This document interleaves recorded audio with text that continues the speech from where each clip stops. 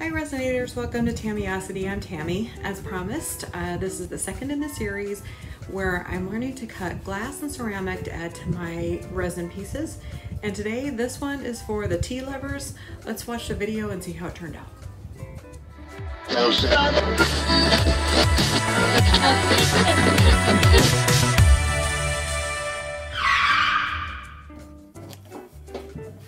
The last canvas I prepped, I didn't do anything to the canvas itself, and I didn't like how the texture of the canvas was showing up underneath the resin. So this time I prepped the canvas by brushing on some gesso, and last time I used resin to make the backside sturdy, but I just feel like that's too costly. So this time I put a piece of foam board on the back to make the backside sturdy to hold the resin.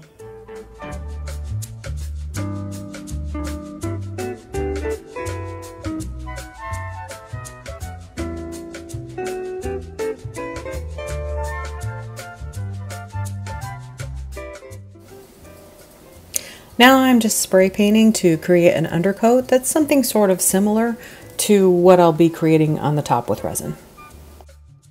I had some of that Looking Glass spray paint and I wanted to see how that would look on the canvas. You can't really tell, and there was just a smidge left in the spray bottles, so it wasn't enough to use on a project anyway.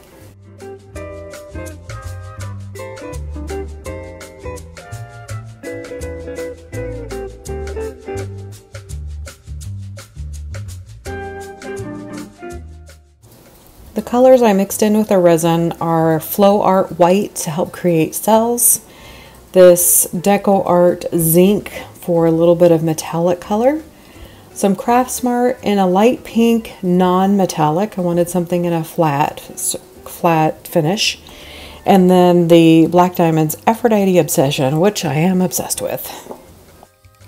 To create this pour, I am layering the resin that I've mixed up in those colors along with some spray paint in between. The spray paint and the mixed resin will fight against each other to create cells.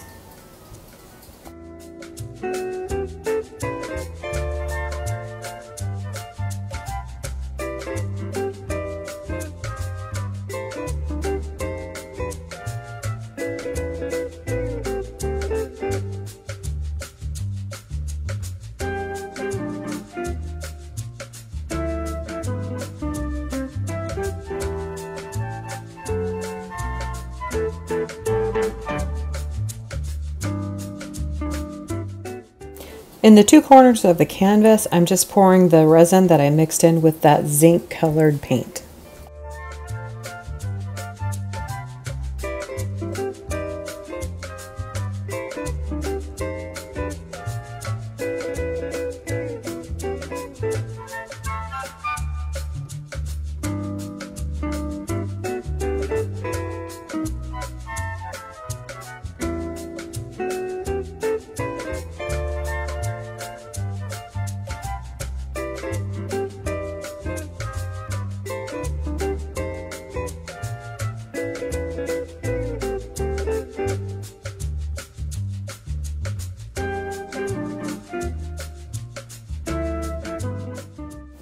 I'm just smoothing the resin out, making it go over the edges just to break some of that surface tension so that the resin has some place to flow.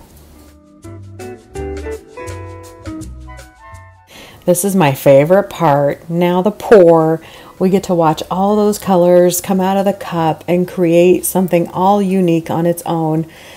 Even if I were to create this pour with the exact same colors, the exact same measurements, it would still look different on another canvas. No two pours are exactly the same, and I just love that about resin.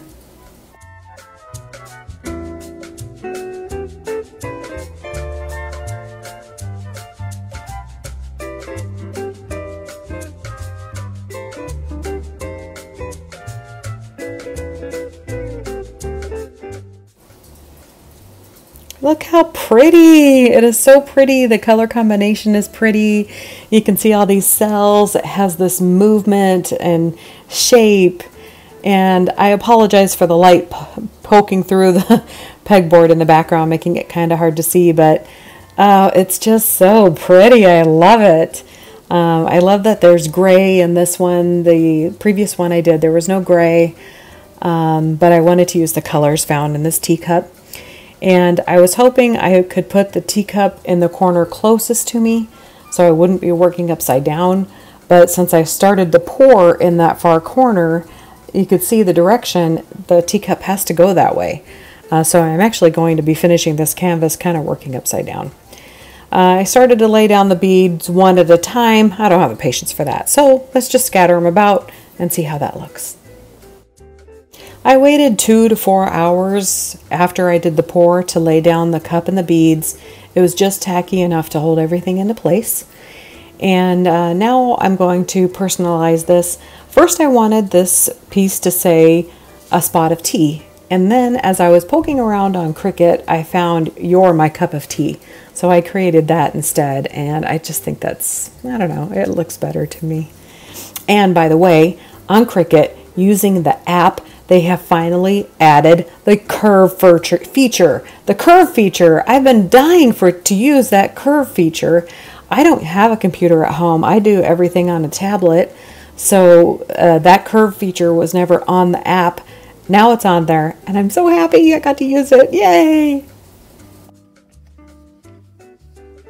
For this particular vinyl, the way I have it say T at the bottom, it definitely has to lay straight. It can't be crooked.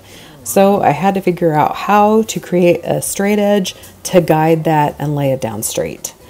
So I had this piece of glass hold this ruler down for me and just try to get that the underline of T as close to being straight with my straight edge as possible. The thing I really love about vinyl is once you stick it down on the dry resin, it just sticks like a dream. You don't really have to work it.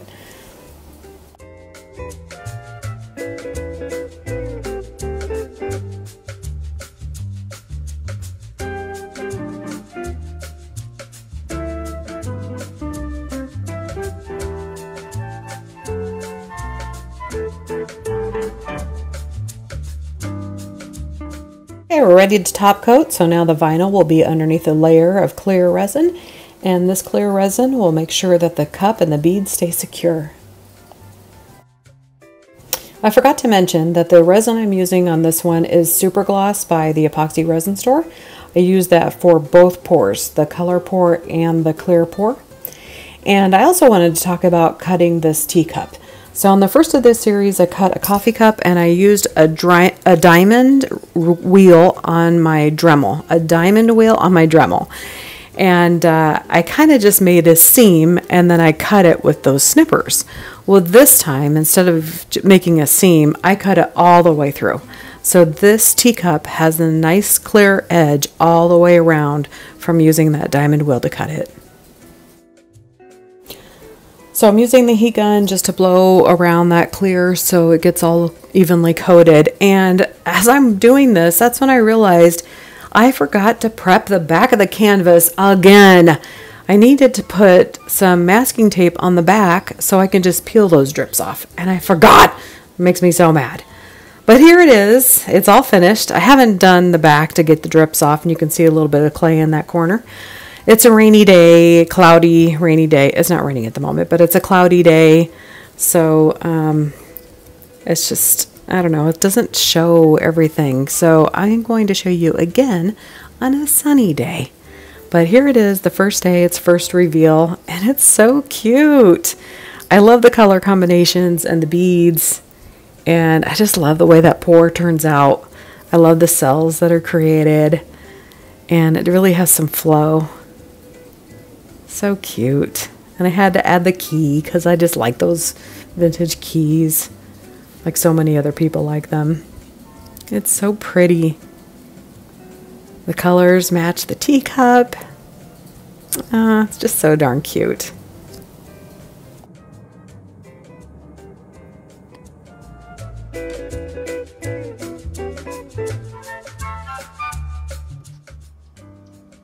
Here it is on a sunny day.